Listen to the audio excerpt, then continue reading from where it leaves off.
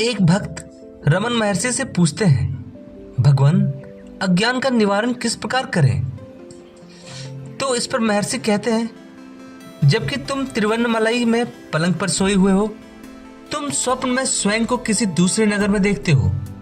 यह दृश्य तुम्हारे लिए वास्तविक है।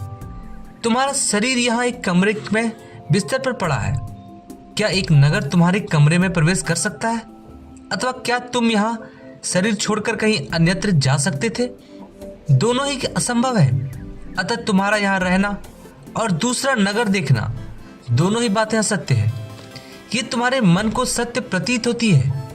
स्वप्न का जो मैं होता है वह शीघ्र ही नष्ट हो जाता है तथा दूसरा मैं स्वप्न का वर्णन करता है। यह मैं स्वप्न में नहीं था। ये दोनों ही मैं असत्य है। मन का अधिष्ठान ही सदैव विद्यमान रहता है।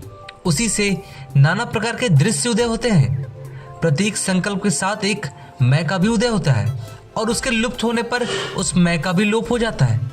प्रति क्षण अनेक मैं उत्पन्न और नष्ट होते रहते हैं। सदैव रहने वाला मन ही वास्तविक दुख का कारण है।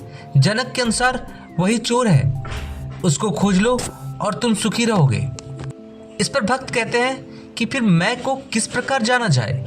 तो महर्षि जवाब देते हैं, मैं सदैव ही है। इसे जानना नहीं है।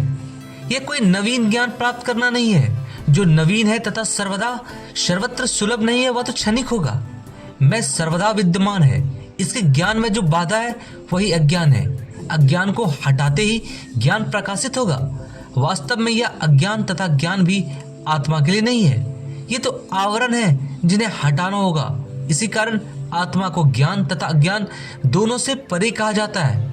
आत्मा तो जैसे स्वभावतः है वैसे ही रहेगी। यही सार है। धन्यवाद दोस्तों, चैनल पर बने रहें और सब्सक्राइब करना ना भूलें।